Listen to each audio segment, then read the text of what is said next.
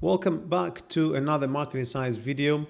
It's Friday, the 15th of January today, last day of the week. Probably going to have some end of week flows coming in. Yesterday ended for most pairs majors, I would say, with the exception of the higher risk ones like Pound, Aussie, and Kiwi, unchanged.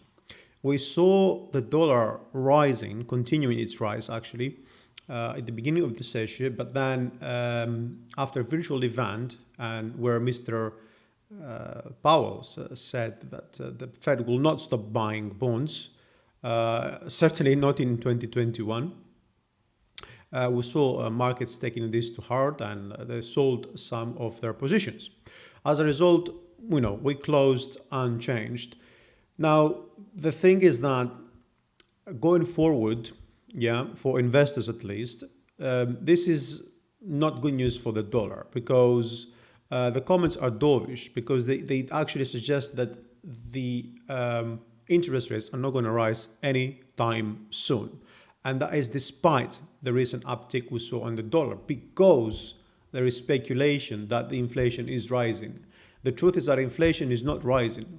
If you exclude food and energies, it's not rising, 0.1 on month. So it's nearly nothing. We cannot really say we're going to increase interest rates because of a 10 basis points increase in inflation on a month-to-month basis. We need to see sustained increase in inflation numbers in order to start considering interest rates increases. Okay. Now, investors sold the green bag. The thing is that we would expect, but it has been priced in. The truth is that Biden's prime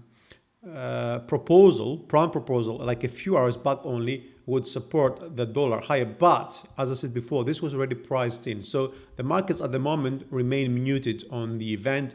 And we'll just wait to see how markets unfold now based on new headlines that come on the surface. But the truth is that we had the weekly reports yesterday as well coming out, and we nearly reached the million jobless claims once again.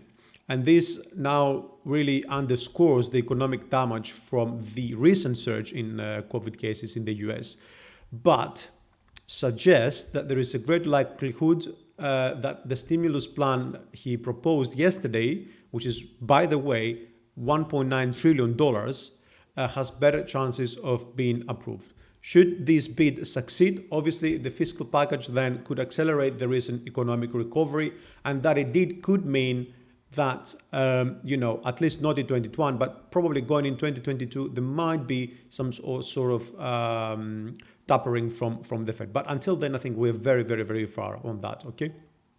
Now, we're going to have a quick look on euro dollar, pound dollar, as well as the dollar yen. So I went out on the daily chart today. X and Y, I want to show you what I see. 1, 2, 3, and 4, and a 5, which is, what we've been talking about over the past few weeks. We had the ending diagonal here, and we said we are expecting a decline. Now, this could be an ABC, but most likely is going to be an A, B, and a C, because wave 2 is very sharp. Not very sharp, but it didn't last long. I wouldn't be surprised though if that was just turn out to be to end down here. Either way, I'm looking at this because this is 1, 2, 3, and 4. I'm expecting another wave to the downside. Okay, perhaps the idea of a double bottom down here around 120.67, which is also the Fibonacci extension of waves 1 and 2, is a good idea. Now, the 200 comes at where we missed going last time with wave 3. So that means that wave 5 could be there, or we could extend up to 125.94 or so, with the 261 extension of waves 1 and 2. The other thing we could do, of course, is just pull the Fibonacci tool for wave 3 to see where 5 is going to end. Right, you see we have some good cluster here for wave 4 and another good cluster for wave 5 going up as well. But in case we break that, then we are looking at the 2618 first. Then, The next level is 129.25, but I doubt we're going to get there, to be honest. Okay, so both RSI and MACD show some sort of decline. Okay, so I'm calling for an A and a B and a C for a flat. We could see a deeper correction though, down to 190.40 or so. Okay, flat is just an opinion. It's just how I'm looking at this market extending, because this is an A and we're going to see a B. Now, once we get the wave B in and we know where this ends, we'll be able to say whether this is going to be potentially a flat or turn into a zigzag. So if it's a zigzag, probably we're going to see a deeper retracement down to these levels. Okay. Now on GBPUSD, well, this is going exactly as we expected. Last week we called this a flat, yeah, because we saw this double bottom down here after doing this high, and this is an A and this is a B, and we're expecting a 5-wave move to the upside. Again, similar to, well, not in the similar direction, but similar to the euro dollar pattern, I'm expecting another leg on the upside, and I will tell you why.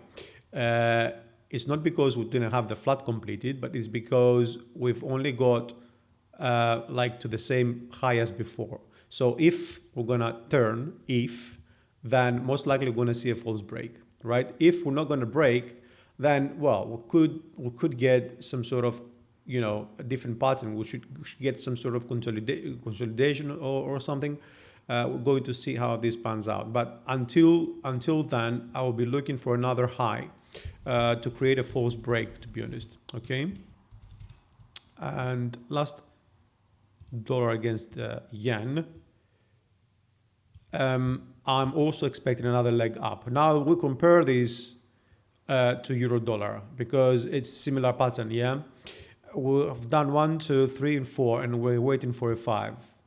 Well, I'm expecting one leg up on euro dollar. I'm expecting one leg down. Yeah, it's going to be an expanded flat. Okay. Or a running flat, but a running flat for a last wave, I doubt is going to be a case. So, because we would prefer to have a fresh low, yeah, for a false break. Now, I'm looking at 104.55, yeah, and from there, I want to start looking for signs, RSI or MACD or something, in order to start moving lower. We do see signals here on the RSI and the MACD that show more upside, yeah, but that has already, I think, it's already priced in here. I'm expecting on another leg. The last move to the downside could be anything. Could be an ending diagonal, since we are in wave Y as well. I mean, it could be like a simple zigzag or just a 5-wave impulse. Now that I'm looking at 101.15, but of course we need to break the 102.18 first. Okay. That is still far in the medium term because we are really consolidating around the 104 area now. And usually this suggests that a breakout is coming one way or another, I mean up or down. So this will be all for the day. I want to thank you for watching. Again, for those who have questions, do not hesitate to comment, or if you have an alternative scenario in mind, you know, feel free to throw it there, and I will get back to your comments as soon as I can. Thank you for watching. Enjoy the weekend, and we'll speak again on Monday.